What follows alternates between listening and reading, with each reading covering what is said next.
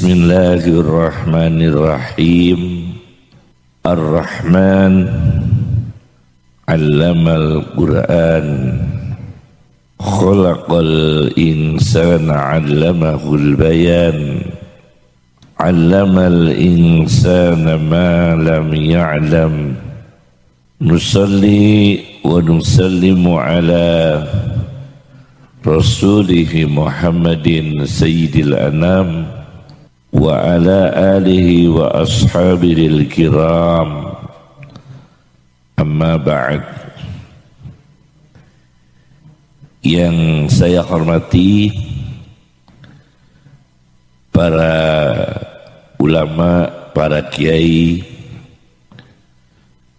Kiai Haji Samsuddin, pengasuh Pondok Pesantren Al-Fatah, Bapak Bupati, Bapak Marhen yang saya hormati, Bapak Kapolres atau yang wakili, Bapak Dandim atau yang wakili,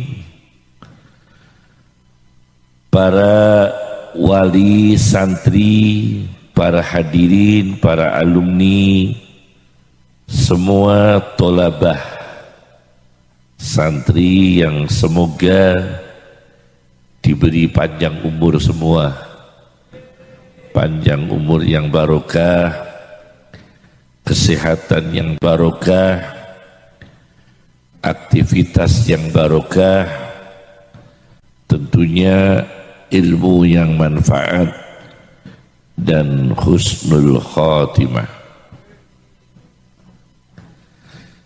Dalam satu catatan, ada dokter namanya Rodi, Dr. Rodi, penulis buku kitab Balaghatur Rasul sallallahu alaihi wasallam, tentang ketinggian bahasa Nabi. Jadi kalau Al-Quran ada Balaghatul Quran, ketinggian, keindahan bahasa Al-Quran. Tapi ada dokter namanya Dr. Rodi dari Universitas Al-Azhar menulis sebuah kitab Balaghatur Rasul sallallahu alaihi wasallam. Di sana dijelaskan ada seorang sahabat Nabi yang menunaikan sholat di dalam masjid berkali-kali melakukan dengan salah. Oleh Nabi tidak dimarahi, tetapi diberikan pendidikan. Kembali sholat, ulangi sholatmu, kamu belum menunaikan sholat dengan benar. Dan itu dilakukan berkali-kali. Pada akhirnya Nabi menjelaskan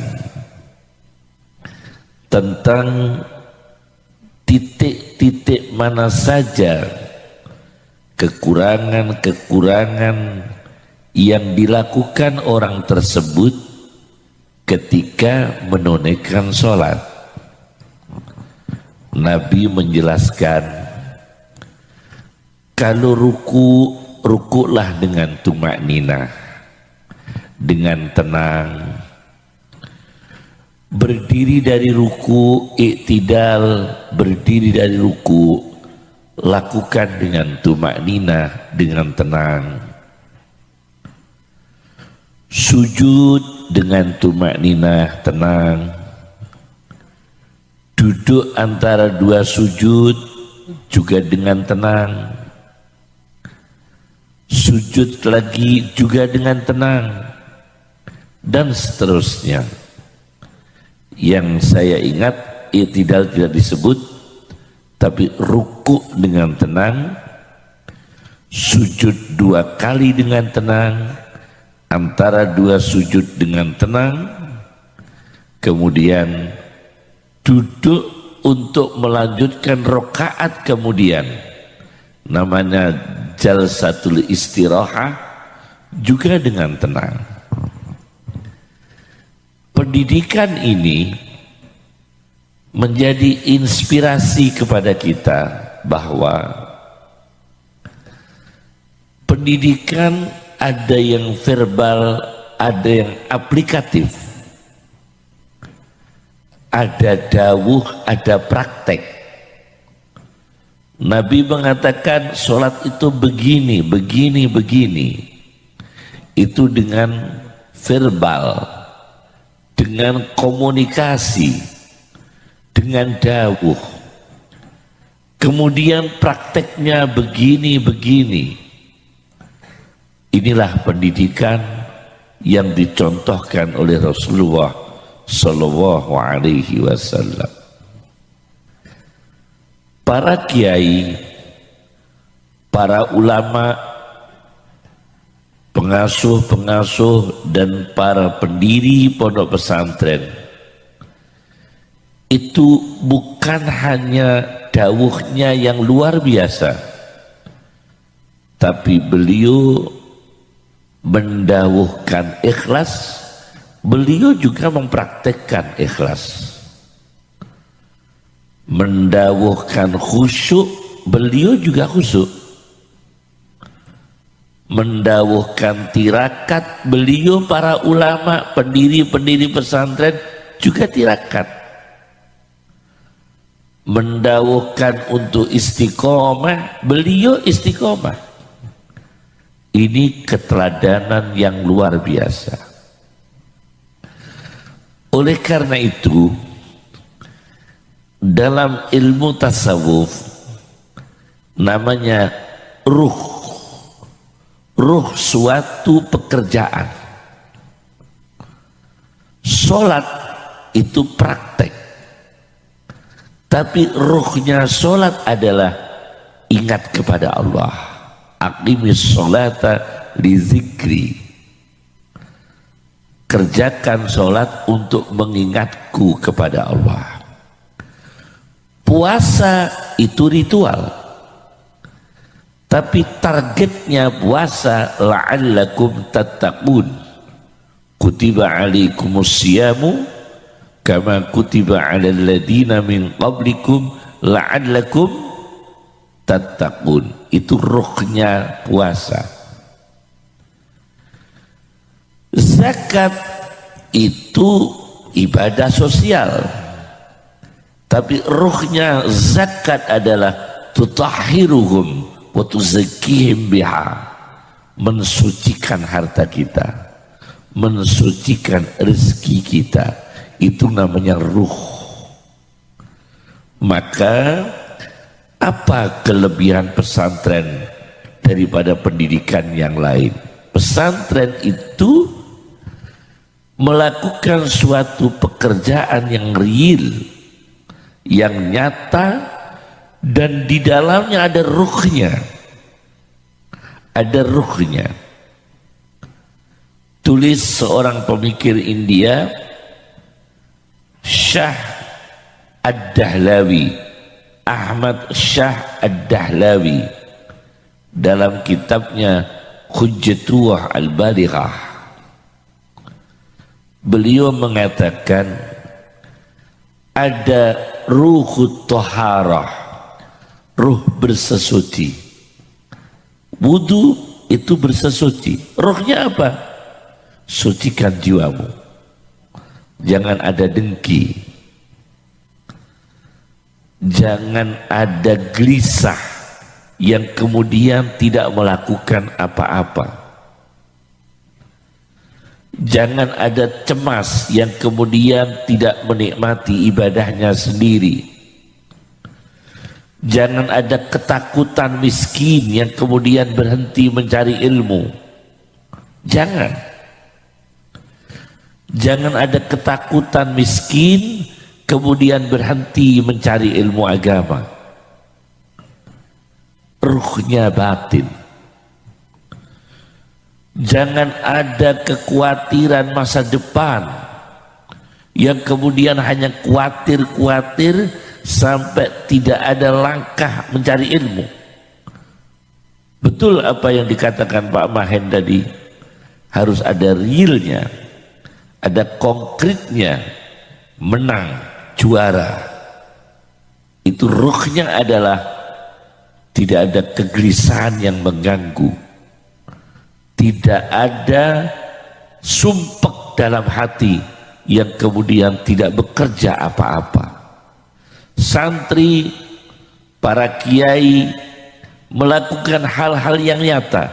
Bapak polisi ingin sekali bagaimana pengendara itu aman. Pakailah helm. Helm itu ajaran Islam, karena helm itu termasuk menjaga keamanan, keselamatan manusia.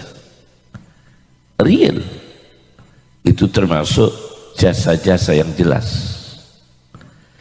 Mengatur lalu lintas jelas sekali, mengamankan lingkungan jelas sekali.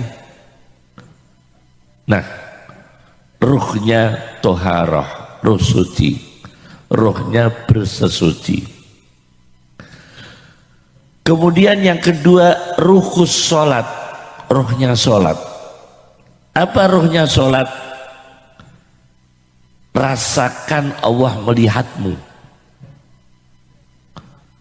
Mau mencuri gak jadi, mau korupsi gak jadi, mau menyinggung orang gak jadi, mau menganiaya orang gak jadi, dibatalkan. Mau menyakiti orang gak jadi, mau menganiaya dibatalkan. Itu rohnya sholat. Karena apa? Merasa ibadah di depan Allah dan dilihat oleh Allah. Itu rohnya sholat. Kalau cuma sholat saja tidak menciptakan, tidak ada ruhnya, tidak menjadi hal-hal yang konkret, tepat waktu, rohnya sholat.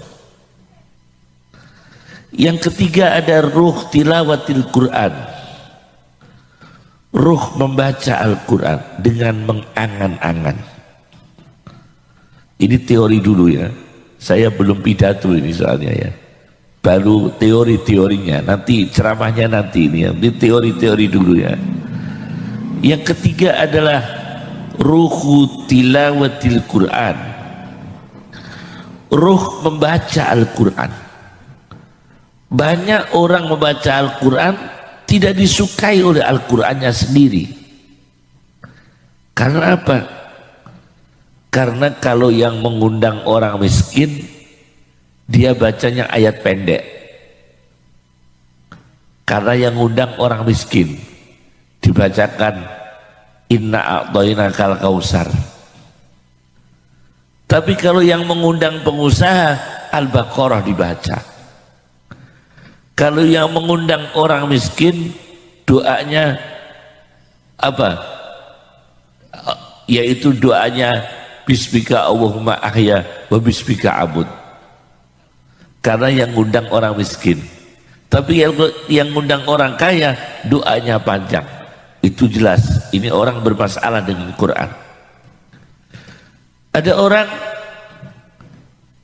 dia baca Quran, hadir di resepsi, makannya itu terlalu, sampai tanduk 4 kali, 4 piring. Ini jelas orang bermasalah dengan Quran, karena Quran mengatakan kulu washrabu wala tusrifu. Kalau makan jangan berlebihan, minum jangan berlebihan. Ada orang bentak-bentak, membentak-bentak, membuka aib orang, mendemo, membuka, menghujat-hujat. Ini orang bermasalah dengan Quran. Karena apa? Tidak boleh membuka-buka aib orang. Fala tanhar, jangan membentak-bentak. wala yaktab ba'dukum ba'dha, jangan menggunjing orang dengan orang, jangan menggunjing, jangan membuka aib orang dan sebagainya. Ini yang namanya ruhnya Quran. Kemudian ada ruhul dikri, ruhnya dikir. Apa ruhnya dikir? Masya Allah, kalau cuma kecerdasan Pak, penemu mencari hadis itu Belanda, mencari hadis, kosakata hadis, al-mu'jamul mufakhras li alfadil hadis, itu Belanda Pak, bukan kita. Kemudian yang menemukan cara mencari ayat Al-Quran, Fathur Rahman li talibi ayatil Quran, Jerman itu. Jerman. Kemudian Al-Mu'jamul Mufakhras li Alfadil Quran, mencari ayat Quran, karya Muhammad Fuad Abdul Baqi, itu penterjemah buku-buku orientalis. Jadi kalau teknis-teknis begitu, Barat mendahului. Tetapi Barat tidak dapat hidayah, mereka tidak beriman. Ahli hadis tapi tidak iman. Belajar Al-Quran tapi tidak beriman. Itu hanya dapat ilmu, tidak dapat hidayah. Karena apa? Ruhnya tidak ada. Ruhnya tidak ada Pak. Banyak sekali itu kaum mustasyriqin, orang-orang orientalis, yaitu orang-orang Barat yang studi ilmu-ilmu Islam di timur, tapi mereka tidak dapat hidayah. Subhanallah, ini namanya tidak ada ruhnya. Kita ada ruh dzikir. Yang terakhir adalah ruh doa, ruh doa. Jadi ruh bersesuci, ruh sholat, ruh membaca Quran, ruh berzikir, ruh berdoa. 5 ruh ini kalau kita gabungkan menjadi satu, kemudian kita mempunyai kecerdasan, kita akan dimunculkan oleh Allah namanya mauhabah rabbaniyah, yaitu ilmu laduni. Akan muncul nanti itu ilmu laduni, akan muncul mauhabah rabbaniyah, pemberian Allah, ide-ide refleks, pikiran-pikiran spontan yang menginspirasi akan bermunculan. Inilah awal ceramah saya. Saya belum ceramah, baru pembukaan. Amma ba'du. Ya. Ini baru pembukaan ya. Nah sekarang akan saya ulas tentang bagaimana pengembangan dari teori-teori tadi ya. Pertama, ada satu kitab namanya Tarikh Jurjan. Apa? Tarikh Jurjan,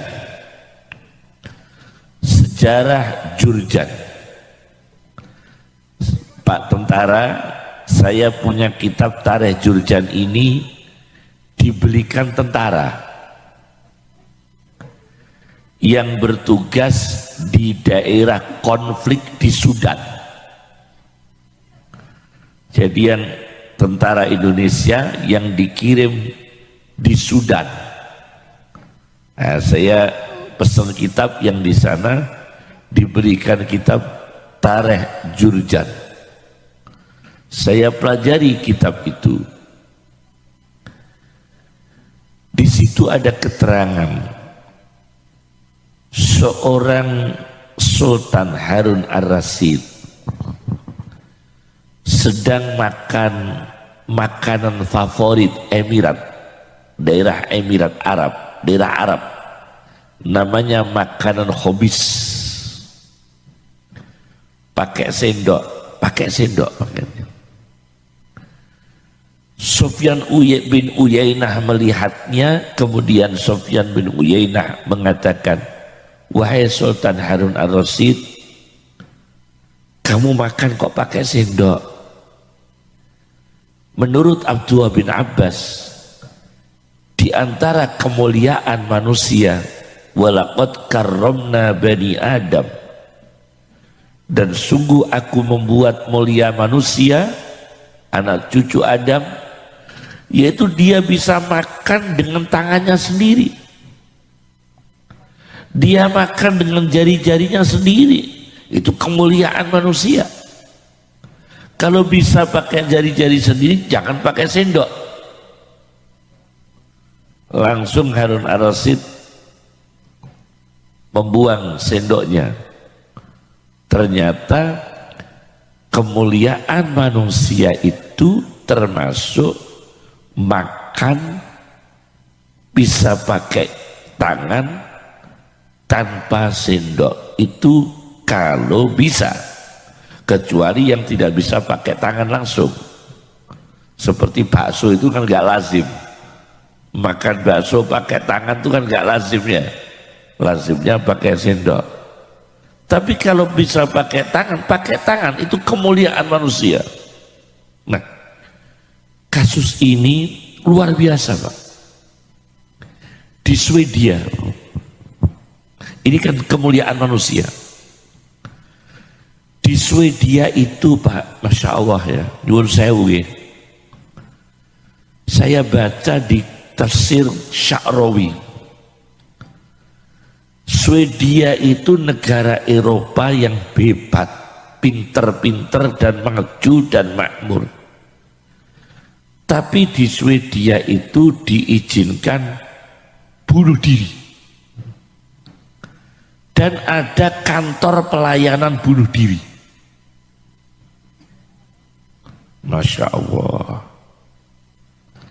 Jadi kalau ingin bunuh diri, mendaftar, mengisi formulir, milih bunuh diri macam apa. Mau pedang, ada. Bunuh diri ditembak langsung, ada. Bunuh diri setrum, ada. Pokoknya pelayanan bunuh diri itu di dunia ini yang melanggar PBB itu Swedia. Tapi negara yang maju dalam masalah teknologi itu. Nah, suatu ketika ada orang Arab mendaftar bunuh diri di Swedia. Namanya Abdullah. Orang Saudi. Namanya siapa? Abdullah. Itu orang Saudi daftar bunuh diri di Swedia. Bayangkan. Masya Allah, jauh-jauh dari Saudi datang ke Swedia hanya ingin daftar bunuh diri. Akhirnya mau masuk ke kantor, dihadang oleh aktivis masjid, Pak, oleh santri-santri. Nah ini Pak, peranannya pesantren itu. Ada orang stres diselamatkan oleh santri, diselamatkan oleh kiai. Orang ini dari Saudi mau bunuh diri di Swedia, diselamatkan oleh para santri. Mas, mau apa ke sini, Mas? Mau bunuh diri saya. Jangan, Mas. Bunuh diri itu dosa besar. Mencelakakan diri sendiri. Rugi dunia, rugi akhirat. Jangan. Ayo kita ke masjid saja. Akhirnya dirayu-rayu mau ke masjid, Pak. Begitu nyampe masjid, wah ini yang mau bunuh diri tidur, Pak, nggak sholat, tidur 24 jam. Tidak dibangunkan, Pak. Nanti kalau dibangunkan mau bunuh diri. Jadi subuh ya tidur, duhur tidur, asar tidur, maghrib tidur, isya tidur, sampai 3 hari. Jadi 24 jam kali berapa? Kali 3. Tidur terus. Akhirnya dia bangun. Tanya sama santri-santri yang di masjid. Saya di mana, Pak? Kamu di masjid. Kenapa saya bisa di masjid? Kamu tidur. Sudah berapa jam saya tidur? 3 hari berturut-turut. Orangnya langsung nangis, Pak. Nangis. Alhamdulillah, selamat saya. Bersyukur, terima kasih saya diselamatkan di masjid. Saya dari Saudi ke Swedia mau bunuh diri itu karena saya nggak bisa tidur 20 hari. Saya tidak bisa tidur 20 hari, maka mau bunuh diri, stres saya. Ternyata bisa diselamatkan santri. Meskipun di dalam masjid tidur 3 hari, tapi saya sadar, saya batalkan bunuh diri saya. Luar biasa. Nah, ini namanya apa? Ruhnya ilmu, ruhnya doa, ruhnya dzikir, ruhnya sholat. Maka jangan sepelekan ruh kemuliaan manusia. Makan dengan tangan, makan dengan tangan kanan, itu ruhnya kemuliaan manusia. Karena makan dengan tangan kiri kita digunjing orang, turun kemuliaan kita. Tapi kita makan dengan tangan kanan, kita tidak digunjing orang. Kita mengulungkan barang, memberikan barang kepada orang dengan tangan kiri, orang itu tersinggung, turun nilai kita. Tapi kalau kita menyerahkan dengan tangan kanan dan santun, orang itu menghormati kita. Terjagalah kehormatan kita. Itu nilai, Pak. Namanya ruh dalam perilaku manusia. Maka para santri harus menjaga ruh-ruh ini, ya, ruh-ruh ilmu. Inilah kasus pertama. Kasus kedua. Di kasus-kasus ini, ya, ada cerita. Pernahkah bapak-bapak ini tahu tanaman krokot? Tahu enggak? Nah, ini ada cerita ini, ya. Lepas dari hadis ini, apakah dhaif atau sahih? Di dalam Tarikh Jurjan, Rasulullah Shallallahu Alaihi Wasallam itu kakinya pernah sakit, Pak. Kakinya pernah sakit. Kaki Nabi pernah sakit. Saya ijazahkan, ya, kalau kita kebas, tahu kebas? Kebas, kaki kita kebas atau kram, maka panggillah Rasulullah. Ya Muhammad, ya Rasulullah. Begitu. Itu teorinya Abdullah bin Umar. Bukan musyrik loh ini. Kalau kita kebas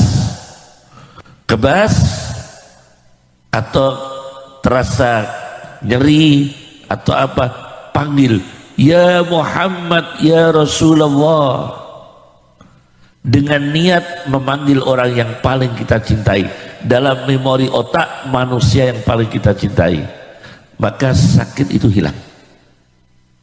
Itu teorinya Abdullah bin Umar, dikutip oleh Asy-Syaukani dalam kitabnya Tuhfatul Zakirin. Nah, ini cerita lain. Rasulullah Shallallahu Alaihi Wasallam kakinya sakit.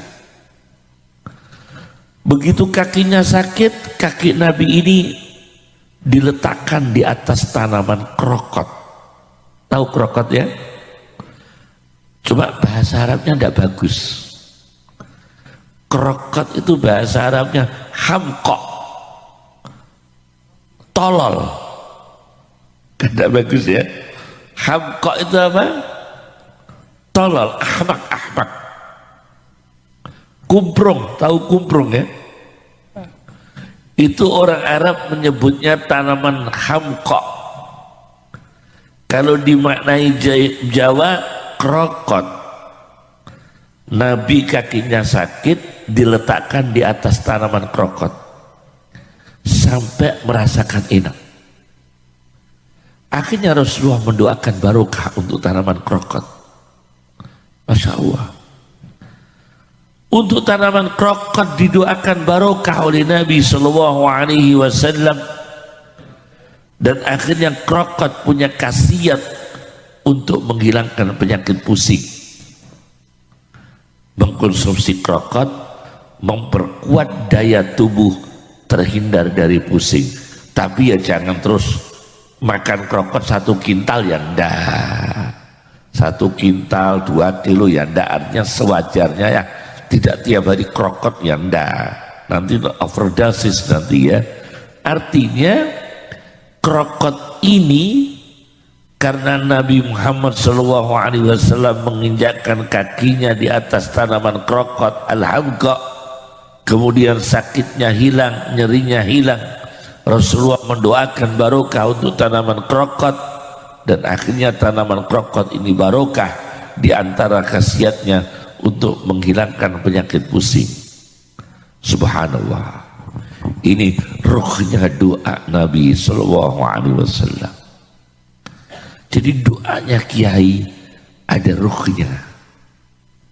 Kiai mendoakan semoga santri-santri saya barokah, semoga santri-santri saya dapat ilmu yang barokah, hidupnya ditata oleh Allah, masa depannya dicukupi oleh Allah, dibahagiakan dunianya, dibahagiakan akhiratnya.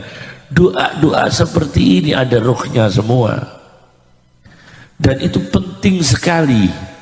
Dan jangan bosan itu diucapkan tiap ada kesempatan mendoakan muridnya. Ini ruhnya doa. Luar biasa. Kasus kedua. Kasus ketiga. Ini kita ada kasus-kasus ya. Perkara ketiga ini. Ruh membaca Al-Quran. Apa? Ruhnya membaca Al-Quran. Sallallahu Alaihi Wasallam. Membaca Al-Quran diberi contoh oleh Rasulullah Sallallahu Alaihi Wasallam. Di dalam satu kitab Tabaqat Ibni Sa'din, kitab Tabaqat Ibni Sa'din, Nabi Muhammad Shallallahu Alaihi Wasallam itu pernah digigit kalajengking, Pak. Pernah. Nabi Muhammad Shallallahu Alaihi Wasallam pernah digigit apa? Kalajengking. Begitu digigit kalajengking, apa tindakan Nabi? Bagian tubuh yang digigit kalajengking itu, kalajengking dicelupkan dalam air yang dicampur dengan garam. Ya. Jadi air dicampur dengan apa? Garam. Bagian tubuh Nabi yang digigit kalajengking dicelupkan, direndam di wadah yang berisi air bercampur garam. Sudah? Kemudian dibacakan energi Quran 3 surat. Dibacakan energi Quran 3 surat. Al-Ikhlas, Al-Falaq, Qul huwallahu ahad, Qul a'udzu birabbil falaq, qul a'udzu birabbin nas. Sembuh akhirnya. Rasulullah digigit kalajengking. Luar biasa. Jadi bagian tubuh beliau direndamkan dalam air, yang air itu berisi apa? Berisi garam. Berarti ini rasional. Garam untuk menawarkan, untuk menghilangkan toksin, racunnya kalajengking atau toksinnya. Kemudian ada energi Qur'annya, yaitu surat Al-Ikhlas, mulai dari Bismillahirrahmanirrahim sampai selesai. Surat Al-Falaq juga lengkap dengan basmalah. Surat An-Nas juga lengkap dengan basmalah. Ini namanya ilmu dan ruh Quran. Jadilah santri. Ada yang ahli ekonomi, ada yang jadi dokter, ada jadi tentara, ada jadi polisi, ada jadi hakim, ada jadi bupati. Tapi ruh-ruh tadi jangan hilang. Ruhnya sholat, ruhnya Quran, ruhnya doa, ruhnya dzikir, ruhnya bersesuci, jangan hilang. Karena itu termasuk ilmu inti dalam hidup kita. Ini kasus keberapa? 3. Kasus yang ketiga. Jadi banyak sekali contoh-contoh itu. Nah, di dalam Al-Quran ada kata-kata man.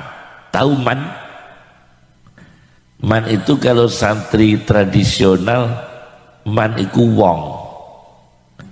Atau istifham, man utai sopo. Man utawi sopo, istifham. Atau isim mausul, man sopo wong. Nah. Kemudian man ada man sartiyah. Man sartiyah yang kemudian punya jawab. Ada man istifham, bahkan ada man itu man bimakna nafi, man nafiyah. Tapi dalam Al-Quran total lafaz man itu di dalam satu kitab dirasat li uslubil Quran itu 861 kata man dalam Al-Quran.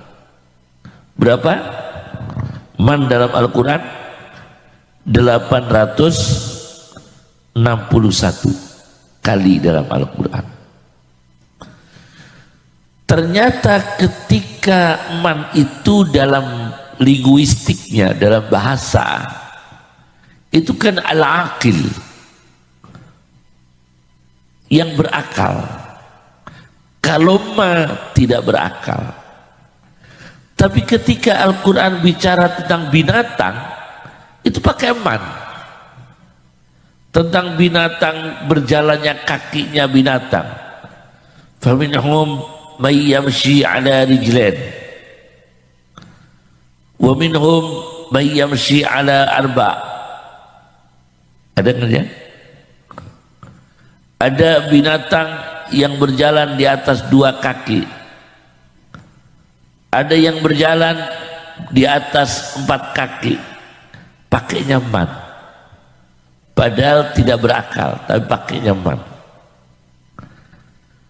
Kemudian Al-Quran ini ketika bicara tentang sujud, binatang kan bersujud, sholat, berzikir kepada Allah, bersujud, bukan istrinya, bukan sholat, bersujud.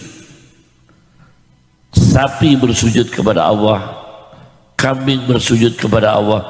Tapi Al-Quran memilih kata man. Alam tara annallaha yasjudu lahu man fis samawati wa man fil ardi.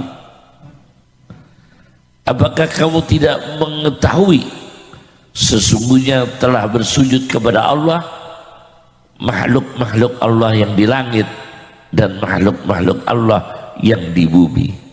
Itu pakainya man, bukan pakai emak. Nah, ini penting sekali. Berarti orang yang makhluk yang tidak berakal, bukan orang, makhluk, apabila melakukan sesuatu yang mulia, maka dia naik menjadi man, menjadi man. Tetapi makhluk yang berakal, apabila dia melakukan sesuatu di bawah, lebih bodoh daripada binatang, maka dia bukan golongan man. Ini perlu sekali. Nah, di dalam ini Al-Quran, cuma ini balaghah ini, apa uslubnya, tentang uslub pemilihan kosakata dalam Al-Quran. Nah, dalam masalah ini para santri, para kiai, kita ini saling melengkapi. Karena ilmu itu kita tidak mungkin meraih semua. Kalau kiai mengasuh masjid, ya Pak Bupati ya, tapi kalau bangun masjid arsitek Pak, bukan kiai. Ya kan, untuk lebih sempurnanya ya, bukan kiai. Kita ulama membutuhkan alat digital, alat informatika untuk memudahkan kita mencari data-data ilmu Islam. Kita butuh komputer. Komputer bukan kita yang bikin, bukan kita yang buat. Ketika kita ini mau silaturahim, menghadiri qaul, menghadiri istighasah, menghadiri tahlil, menghadiri surat jamaah, kita naik motor. Motor ini Honda Jepang Pak, Jepang. Kita silaturahmi naik mobil Pak, mobil kita Mobilio Honda Pak, Jepang. Avanza mesinnya juga Jepang lagi Pak, Toyota Jepang lagi. Coba ini. Nah, inilah yang disebut wallahu faddala ba'dakum ala ba'din fi rizki. Tilka rusulu faddalna ba'dahum ala ba'd. Allah melebihkan satu sama lain. Sunnatullah. Sunnatullah. Tetapi kita punya ruh. Maka orang Jepang hanya bisa membuat Honda misalnya, tapi belum tentu bisa membawa Honda ini ke tempat ibadah masjid. Bahkan orang pergi haji, pergi umrah, pilotnya kadang bukan muslim Pak. Pilotnya itu loh bukan muslim Pak. Tapi ini bukan persoalan akidah, tapi persoalan kebutuhan hidup sehari-hari, sunnatullah. Tapi kalau persoalan akidah jangan dicampur-campur. Kalau ini bukan persoalan akidah, Ini masalah peradaban, tapi bukan akidah. Kalau soal peradaban, jangan menggeser peradaban ke masalah akidah. Kalau persoalan akidah tetap akidah, peradaban peradaban. Nah, ada satu kitab namanya kitab Idahu Asrari Ulumil Muqarrabin. Idahu Asrari Ulumil Muqarrabin, menjelaskan rahasia-rahasia ilmu-ilmunya orang yang dekat Allah. Bagaimana di situ saya baca dalam tasawuf, menuruti hawa nafsu itu tercela. Orang yang baik, wa nahan nafsa 'anil hawa, afara'aita man ittakhadha ilahahu hawa.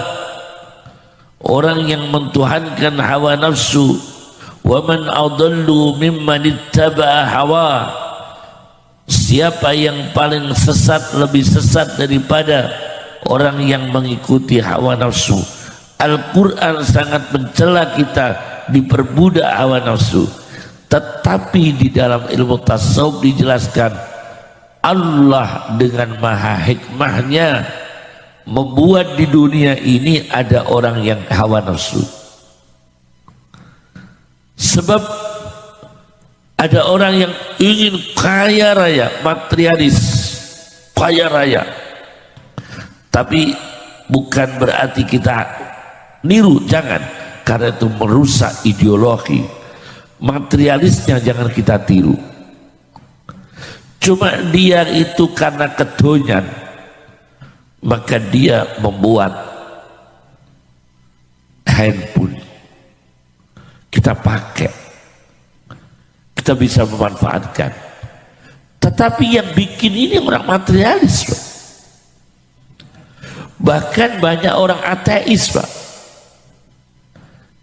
Banyak pakar-pakar ateis yang ahli informatika, ahli komputer, tidak bertuhan. Mereka mentuhankan teknologi. Karena apa? Tidak punya ruh. Tidak ada ruh zikirnya, tidak ada ruh ilmunya, tidak ada ruh sholatnya, tidak ada ruh baca Qur'annya, hanya ilmu pengetahuan. Tapi para santri di pondok pesantren, alhamdulillah ditanamkan ilmu dan ruh-ruh agama, yakni warisan Rasulullah Sallallahu Alaihi Wasallam. Jadi ini penting sekali. Ada orang membahas di dalam satu kedokteran, ilmu kedokteran, akal ini di otak atau di hati? Akal itu di otak atau di hati? Sebagian ilmuwan mengatakan akal di otak, terutama para pakar saraf, para pakar bedah saraf, banyak yang mengatakan akal di otak. Sebagian dokter muslim pun ya ada yang mengatakan akal di otak. Dokter muslim yang lain juga ada yang mengatakan akal di hati. Baik itu dokter yang ulama dulu atau yang modern, itu sampai sekarang belum ada titik temu. Akal itu di otak atau di hati. Menurut Al-Quran, fatakuna lahum qulubun ya'qiluna biha, fatakuna lahum qulubun ya'qiluna biha, yaitu hati yang dipakai akal. Ini dianut oleh Fakhruddin Ar-Razi, Imam Fakhrur Razi, dalam kitabnya Tafsir Fakhrur Razi atau Mafatul Ghaib Dir-Razi atau Tafsir Al-Kabir, mengatakan akal di hati. Menurut beliau, di dalam kitabnya Al-Matalibul Aliyah, sebuah kitab filsafat, kenapa akal di hati? Karena ketika ada sahabat Nabi salah membunuh orang, orang sudah baca syahadat, dikira pura-pura. Ketika perang, ada musuh perang sudah mengucapkan syahadat, masih dibunuh oleh sahabat. Menurut sahabat, kok kamu bunuh? Ini kan musuh perang yang sudah bersyahadat. Kalau sudah bersyahadat jangan dibunuh dalam keadaan perang. Ini hukum Islam, Pak. Ini hukum Islam perang ya, tidak dilegalkan kita membunuh loh, enggak ya. Ketika perang, dulu ketika perang Uhud, perang Badar, itu kalau musuhnya sudah syahadat tidak boleh dibunuh dalam hukum Islam. Ini ada sahabat masih membunuh dan disalahkan oleh Rasulullah SAW. Kata sahabat, saya yakin orang ini baca syahadatnya cuma pura-pura, karena kepergok saya mau saya bunuh, cepat-cepat dia syahadat. Apa kata Rasulullah? Halla syakukta qalbah, kenapa kamu tidak membelah hatinya untuk membuktikan syahadatnya ini pura-pura atau sungguh-sungguh? Nah, berarti tempatnya ilmu kan di hati. Kenapa kamu tidak membelah hatinya untuk membuktikan di dalam hatinya itu syahadatnya itu sungguh-sungguh atau pura-pura? Berarti ilmu di dalam hati. Nah, maka menurut para ulama Ahlussunnah wal Jamaah dan para dokter, sebagian mengatakan akal di hati. Ada yang mengatakan begitu. Nah, oleh karena itu, menurut faham ini, maka hati kita ini harus bersih.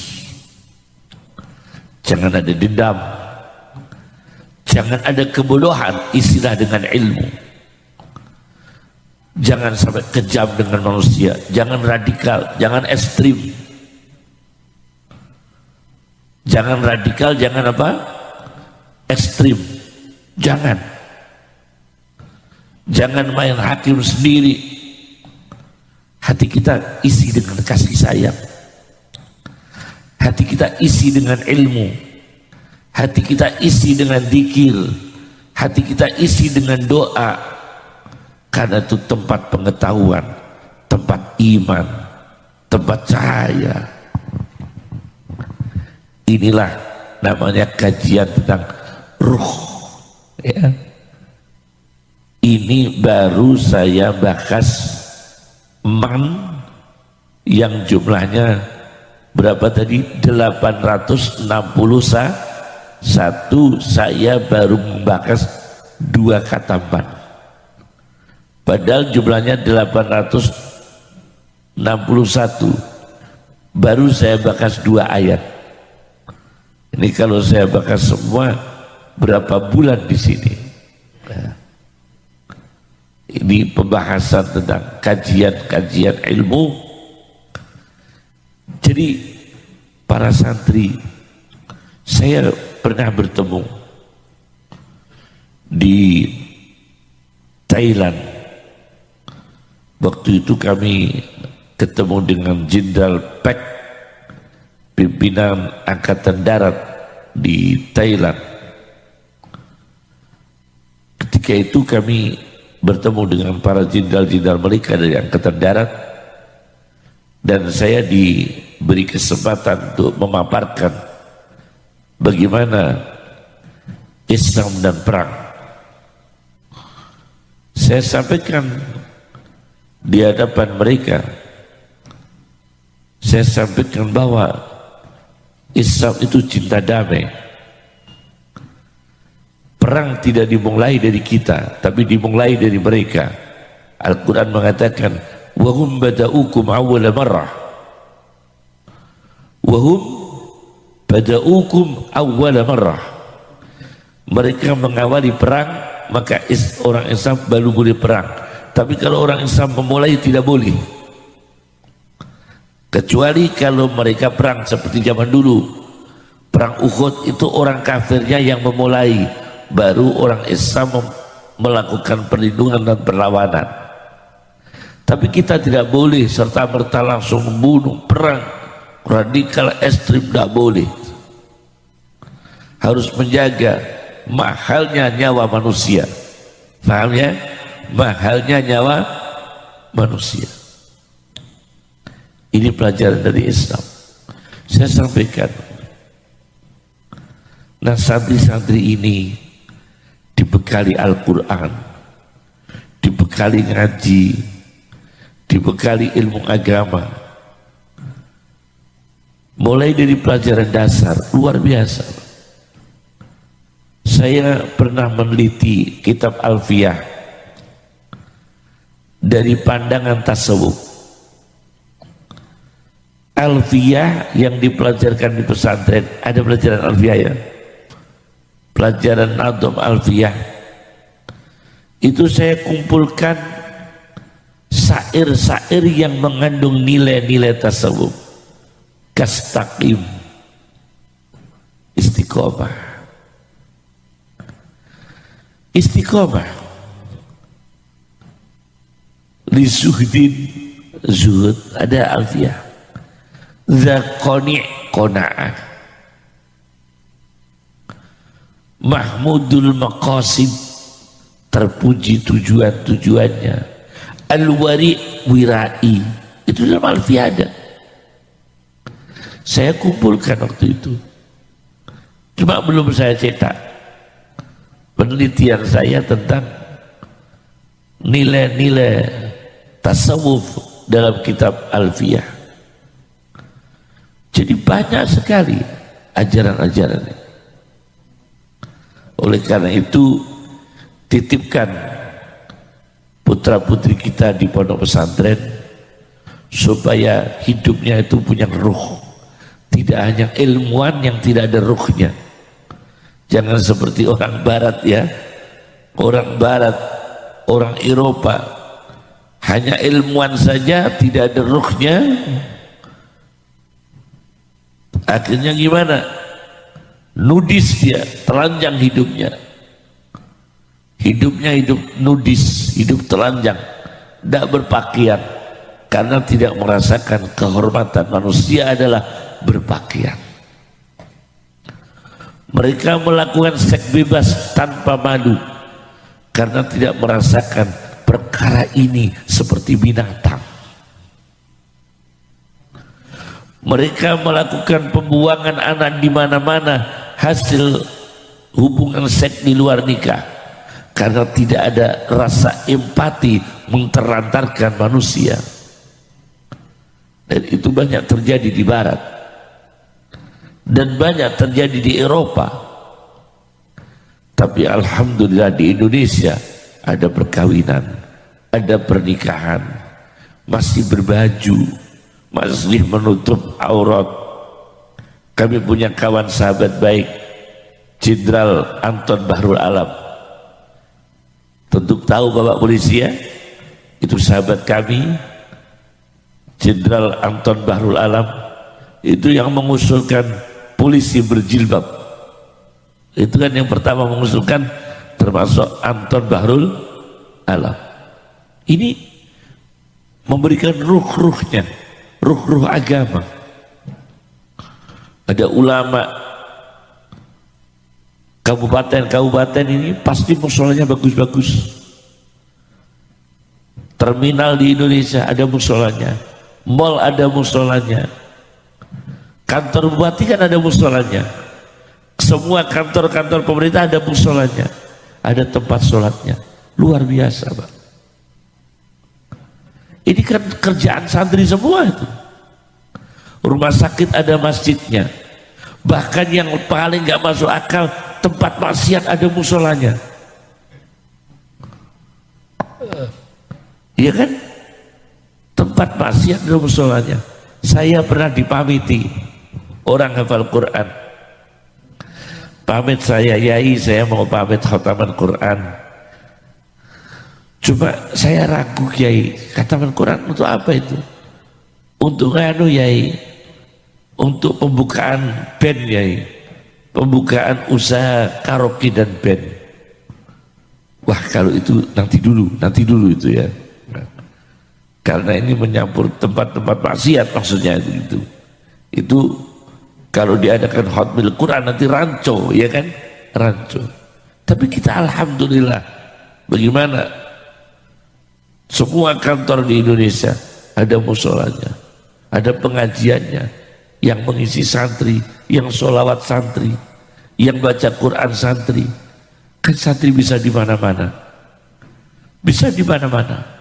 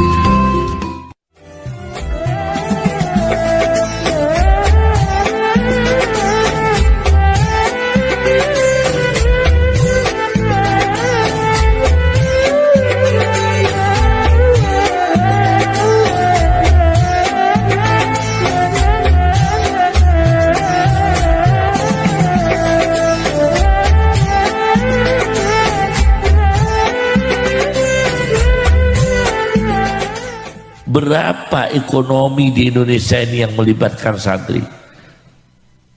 PT yang pekerjaan perusahaan transportasi itu tertinggi adalah, mungkin termasuk tertinggi pendapatan adalah wisata ziarah. Siapa yang menggerakkan di situ ziarah? Ya ustadz. Kalau ustadznya nggak mimpin ziarah, yang nggak ada jamaahnya ziarah. Kalau nggak ada jamaahnya ziarah, PT-PT transportasi itu nggak laku. Berapa omsetnya satu tahun? Berapa triliun itu pendapatan transportasi dalam wisata ziarah yang dipimpin oleh para ustadz? Nah, itu sederhana saja.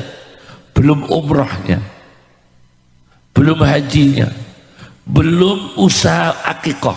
Sekarang itu kan banyak perusahaan-perusahaan menangani bidang akikoh dan kurban. Berapa itu, Pak? Jadi luar biasa, Pak. Real, Pak. Santri itu real, nyata gitu. Maka diberi ilmu yang banyak, ya, diberi ilmu yang banyak, keterampilan ilmu yang banyak. Tidak apa-apa, keterampilan. Kenapa harus ada keterampilan, Kiai? Al-Quran yang menyuruh. Al-Quran menyuruh kita ada keterampilan. Saya baca keterampilan memproduksi pena. Allama bil qalam. Ada nggak ayatnya? Allah mengajarkan memberi ilmu dengan pena. Santri jualan pena, kalau bisa punya pabrik pena, pabrik tinta. Allama bil qalam. Satu. Kemudian ada kursus-kursus bahasa di Pare terkenal. Al-Quran merekomendasikan wa 'allama Adamal asma'a kullaha. Allah mengajarkan ilmu kepada Adam berbagai bahasa. Wa 'allama Adamal asma'a kullaha. Ilmu desainer membuat baju. Al-Quran mengatakan wa'allamnahu sun'ata labusin, dan aku mengajarkan kepada Daud membuat baju perang. Wa'allamnahu sun'ata labus, dan aku mengajarkan kepada Daud membuat baju. Keterampilan lagi. Ada santri yang lulusan pesantren, sekolah di ITS, ikut di PT PAL bikin kapal. Al-Quran mengatakan wa yasna'ul fulka, Nabi Nuh membuat kapal. Wa yasna'ul fulka. Subhanallah. Ada orang yang menyelam, eksplorasi, mempelajari isi dalam bumi. Al-Quran mengatakan khawas, para penyelam.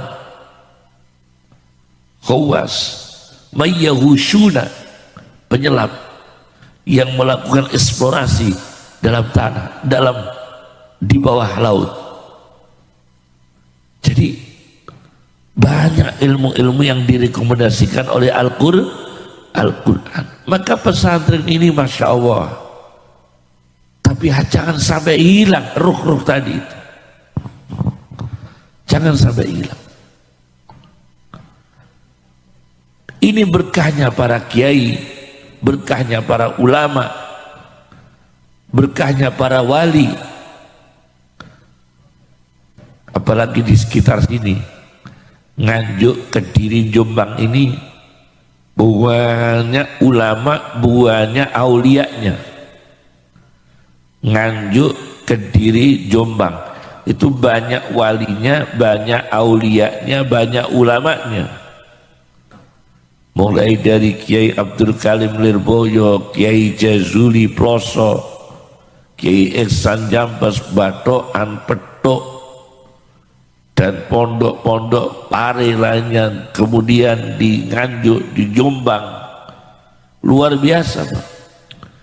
Mereka ini orang-orang salih dan para aulianya Allah.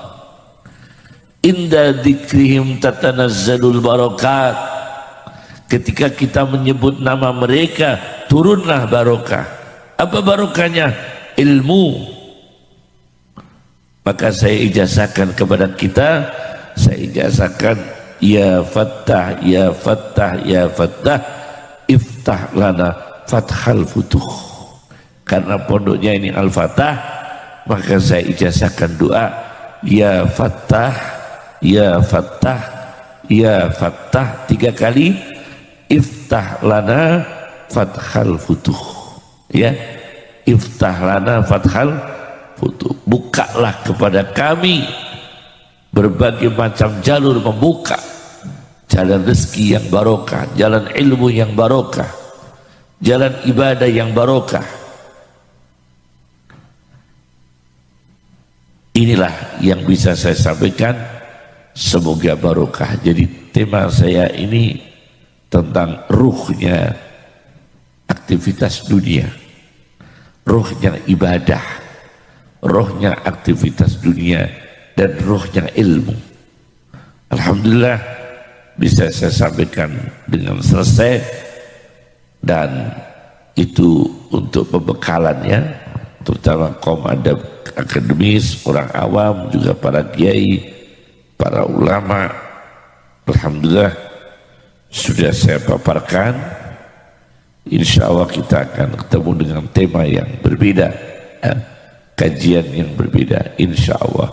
Allahumma akdina bil ilmi wa tayyinna bil hilmi wa akrimna bil taqwa wa jammilna bil afiyah.